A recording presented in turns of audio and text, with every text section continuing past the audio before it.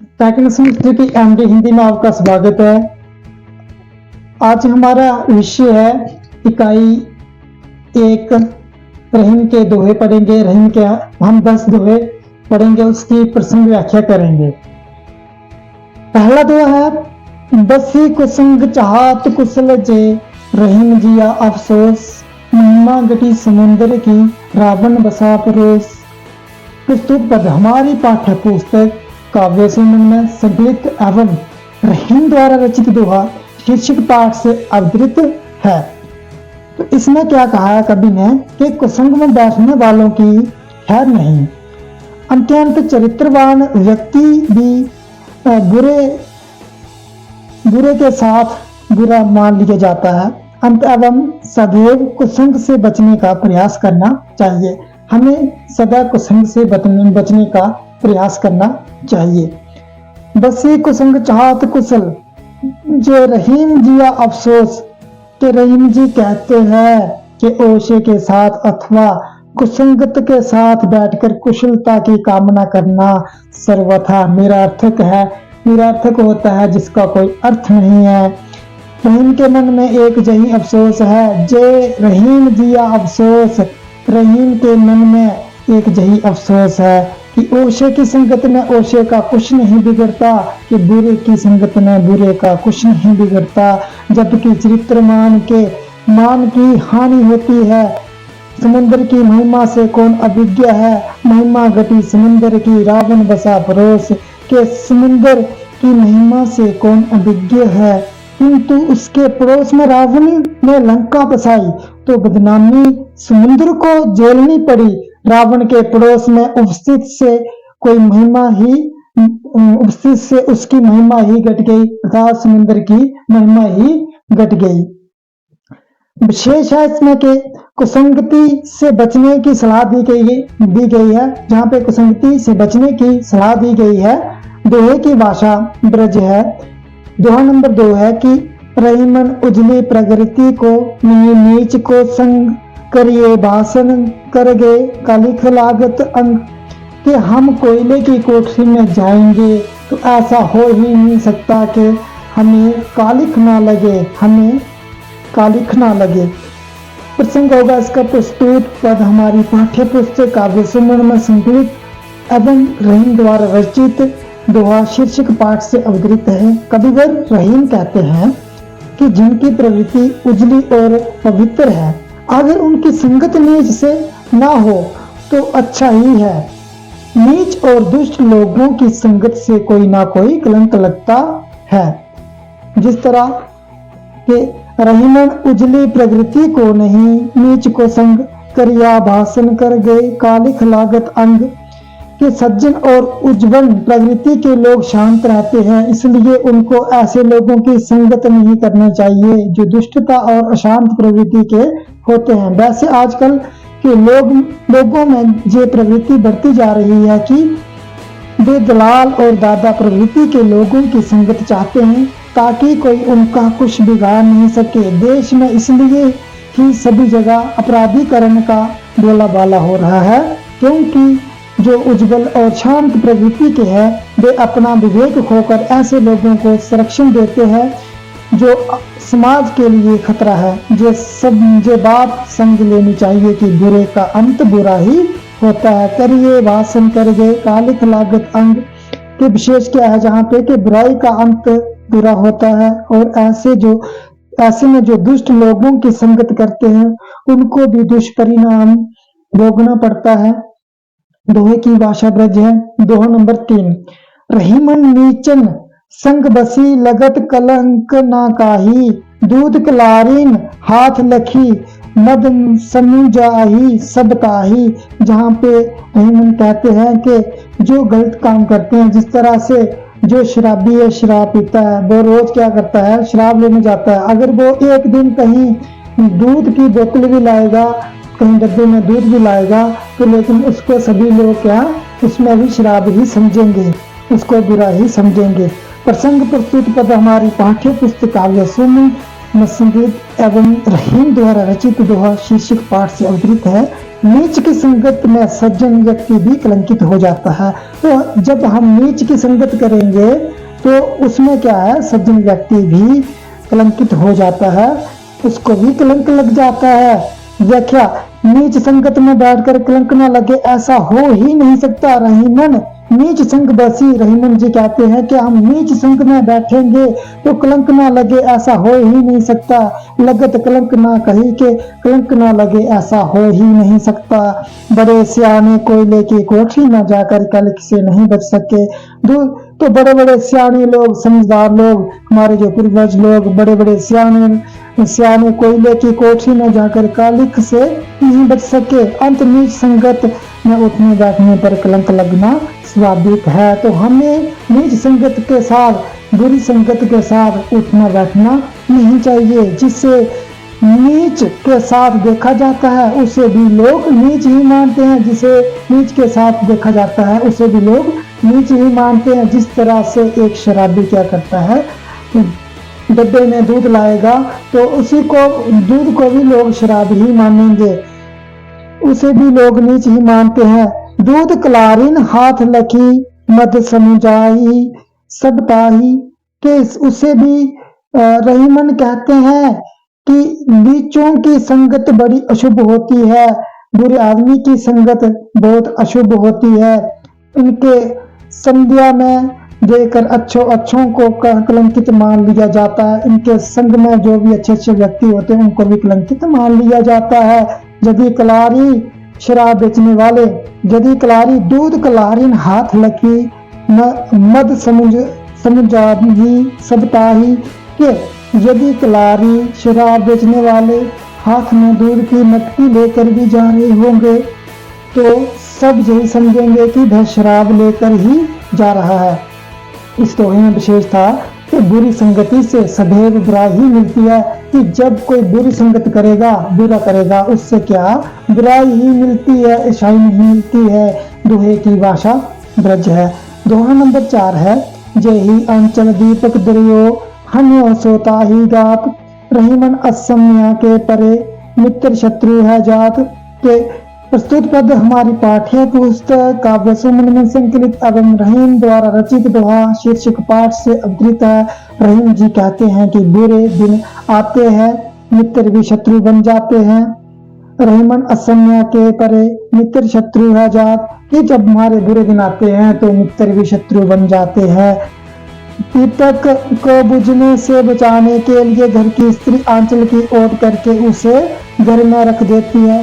यही आंचल एक घर की स्त्री दीपक को पवन से बचाने के लिए, हवा से बचाने के लिए, यही आंचल दीपक द्रियो हन्यो सोता ही गात, उसको बुझाने से अपने आंचल से ढक देती है और सोते समय उसी आंचल से उसे बुझा भी देती है। जिस आंचल से छिपाकर एक स्त्री पवन से उसकी रक्षा करती है, दीपक उसी आंचल को जला डालता है और उसी आंचल को दीपक जला भी डालता है। रहीमन असम्या के परे मित्र शत्रु है जा। रहीम जी कहते हैं कि समय समय की बात है, असमय पर तो मित्र भी शत्रु बन जाते हैं। इस दोहे में विशेष है कि समय बड़ा बलवान है, असमय पर मित्र भी शत्रु बन सकते हैं। धीरज रखे, समय बदलता जरूर है। दोहे की भाषा ब्रज है। दोहा नंबर 5, पावस देखी रहीम मन कोइल सादा मोन, अब धादुर वक्ता वय हम ही पूछे कौन। कि हर किसी का वक्त होता है। जिस तरह से ये प्रस्तुत पद हमारी पाठ्य पुस्तक काव्य सुमन में संकलित एवं रहीम द्वारा रचित दोहा शीर्षक पाठ से अवतरित है। रहीम जी कहते हैं कि जीवन में अवसर और समय का महत्व होता है। जीवन में अवसर और समय का महत्व होता है। कि पावस देखी रहीम मन कोइल सादा मौन। रहीमदास जी कहते हैं कि प्रस्तुत दोहे में रहीमदास जी ने अवसर के महत्व को दर्शाया है। समय बहुत बलवान है और समय एक समान नहीं रहता है। आज अगर आपका बुरा समय है तो कल अच्छा भी आएगा, अगर आज अच्छा समय है तो कल बुरा भी आ सकता है। जीवन में कुछ ऐसे अवसर आते हैं, वे कहते हैं कि जीवन में कुछ ऐसे अवसर आते हैं जब गुणवान व्यक्ति को भी मौन रहना पड़ता है और बेकार और रंग गुणहीन व्यक्ति का टंका बचता है, ये सब समय का प्रभाव है। रहीमदास कहते हैं कि जैसे बसंत ऋतु में कोयल रानी होती है, कि जैसे पावस देखी रहीमन कोयल सादा मोन, तो जैसे बसंत ऋतु में कोयल रानी होती है, उसी प्रकार पावस ऋतु में मेंढक का बोला वाला होता है। इसलिए अवसर को देखते हुए काम करना चाहिए, इसलिए हमें अवसर को देखते हुए काम करना चाहिए, मौके को देखते हुए हमें काम करना चाहिए। विशेष है इसमें जीवन में अवसर और समय का बहुत महत्व होता है। व्यक्ति के गुणों का महत्व अवसर पर निर्भर करना है। दोहे की भाषा ब्रज है। दोहा नंबर 6, रहीमन असमय के परे हित अनहित है जाए, बदिक बाधे मृगवान सो रुद्रे देत बताए। के प्रस्तुत पद हमारे पाठ्य पुस्तक काव्य समूह में संकलित एवं रहीम द्वारा रचित दोहा शीर्षक पाठ से अवतरित है। रहीम जी कहते हैं कि समय की मार से कोई नहीं बच सकता, अपने भी प्राय बन जाते हैं कि बदिक बाधे मृग बाण सो रुद्रे देत बताए। रहीम जी कहते हैं कि समय विपरीत होने पर हित भी अनहित बदल जाता है, कि रहीमन असमय के परे। रहीम जी कहते हैं कि समय विपरीत होने पर हित भी अनहित हो बदल जाता है। जैसे एक शिकारी के बाण से हिरण अपनी जान बचाने के लिए जंगल में छिप जाता है, बाधिक बदे मृग बाण से रुद्र देत बताए कि जैसे एक शिकारी में के बाण से घायल हिरण अपनी जान बचाने के लिए जंगल में छिप जाता है, लेकिन उसके बहते हुए खून के निशान से शिकारी को उसका पता लग जाता है। इस तरह प्राणों के लिए जरूरी खून भी उसके लिए जानलेवा साबित हो सकता है। विशेष इसमें आपका शुभ चिंतक ही एक दिन निर्दयी बनकर आपकी जान ले सकता है। अंत आंखें बंद कर आपने अपने खास दोस्त पर भी विश्वास नहीं करना चाहिए। दोहे की भाषा ब्रज है। बाधिक बदे मैं प्रभु मैं अनुप्रास अलंकार है। दोहा नंबर 7, रहीमन चुप है बैठिए देखिए दिन को फेर, जब नीके दिन आइए बनत ना लगी देर। के प्रस्तुत पद हमारी पाठ्य पुस्तक काव्य सुमन में संकलित एवं रहीम द्वारा रचित दोहा शीर्षक पाठ से अवतरित है। रहीम जी कहते हैं कि जब बुरे दिन बुरा समय आए हो तो चुप ही बैठना में भलाई होती है, क्योंकि जब अच्छे दिन आते हैं तब कोई भी बात बनते देर नहीं लगती। रहीमन चुप है बैठिए, रहीमन जी कहते हैं कि चुप बैठ के देखिए दिन को फेर, के जब हमारे बुरे दिन आते तो हमें चुप करके बैठना चाहिए। जब नीके दिन आइए, जब हमारे अच्छे दिन आते हैं तो बनत ना लगी देर, तो जब हमारे अच्छे दिन आते हैं तो बनते लगती नहीं है देर। ईसा प्रेम का 8 नंबर दोहा है कि रहीमन धागा प्रेम का मत तोड़ो चटकाए, टूटे से फिर ना जोड़े झूठे गांठ परी जाए। के प्रसंग प्रस्तुत पद हमारी पाठ्य पुस्तक काव्य समूह में संकलित एवं रहीम द्वारा रचित दोहा शीर्षक पाठ से अवतरित है। रहीमदास जी कहते हैं कि प्रेम का रिश्ता अत्यंत नाजुक डोर से बंधा होता है, उसको कभी तोड़ना नहीं चाहिए। रहीमन धागा प्रेम का मत तोड़ो चिटकाए। रहीमदास जी कहते हैं कि प्रेम का धागा कच्चा होता है, इसको चिटका कर मत तोड़ो, टूटे से फिर ना जुटे, जब ये टूट जाता है फिर ना जुड़े झूठे गांठ पड़ी जाए। अगर ये जुड़ भी जाए तो उसमें गांठ आ जाती है, दरार आ जाती है। रहीम जी कहते हैं कि प्रेम रूपी धागे को चिटका कर मत तोड़ो, जिस प्रकार धागा एक बार टूट जाने पर फिर नहीं जुड़ता और यदि जुड़ भी जाता है तो उसमें गांठ पड़ जाती है, उसी प्रकार प्रेम संबंध यदि एक बार टूट जाए तो फिर उसका जुड़ना कठिन होता है। इसको जोड़ने की कोशिश करने पर उनमें दरार अवश्य पड़ जाती है, पहले जैसी बात नहीं रहती, क्योंकि संबंध होने पर भी व्यक्ति को पुरानी याद आती है कि एक समय था जब इस मित्र ने दुर्व्यवहार किया था, इसलिए प्रेम संबंध को कभी तोड़ना नहीं चाहिए। विशेष है इसमें प्रेम संबंध बहुत कोमल होते हैं, इन्हें सावधानी पूर्वक बनाए रखना चाहिए। भाषा ब्रज रस शांत छंद दोहा व अलंकार रूपक है। दोहा नंबर 9 है, रहीमन निज मन की बिथा मन ही रखो गोए, सुनी अठिले लोग सब बांटी ना ले कोई। प्रस्तुत पद हमारी पाठ्य पुस्तक काव्य समूह में संकलित एवं रहीम द्वारा रचित दोहे शीर्षक पाठ से अवतरित है। प्रस्तुत दोहे में कभी न अपने मन की व्यथा को मन में छिपा कर रखने की बात कही है। रहीमन निज मन की व्यथा, रहीमदास जी कहते हैं कि निज मन की व्यथा, निज क्या हो गया, अपने मन की पीड़ा अपने मन में ही रखिए, अपने मन ही राखो गोय, अपने मन में ही उसको छिपा कर रखिए। सुनी अठिलो हे लोग सब, तो आपके दोस्त मित्र लोग रोते रोते सुनेंगे, आपसे बात लेंगे, बाटी ना ले कोई, और हंसते हंसते लोगों को बांटेंगे और आपकी हंसी मजाक उड़ाएंगे। उसी दोहे में रहीमदास जी कहते हैं कि मनुष्य को अपने मन के दर्द को दूसरों के समक्ष प्रकट नहीं करना चाहिए। रहीमदास का ये मानना है कि अपनी पीड़ा को सार्वजनिक करने से कोई लाभ नहीं, कि सार्वजनिक सबको बताने से कोई लाभ नहीं, क्योंकि हमारे मन की पीड़ा या दुख को दूर करने के बजाय लोग उसे सुनकर हंसी उड़ाते हैं, क्योंकि जिसे दर्द का एहसास नहीं होता वह दूसरे के दर्द को अनुभूत नहीं कर सकता। इसलिए जहां तक हो सके अपने दुख को अपने तक ही सीमित रखना चाहिए। विशेष है इसमें जहां तक हो सके अपना दर्द को दूसरों के समक्ष प्रकट नहीं करना चाहिए। जिसे दर्द की अनुभूति नहीं है वे दूसरों के दर्द को नहीं समझ सकते। दोहे की भाषा ब्रज है, रस क्या है, शांत है।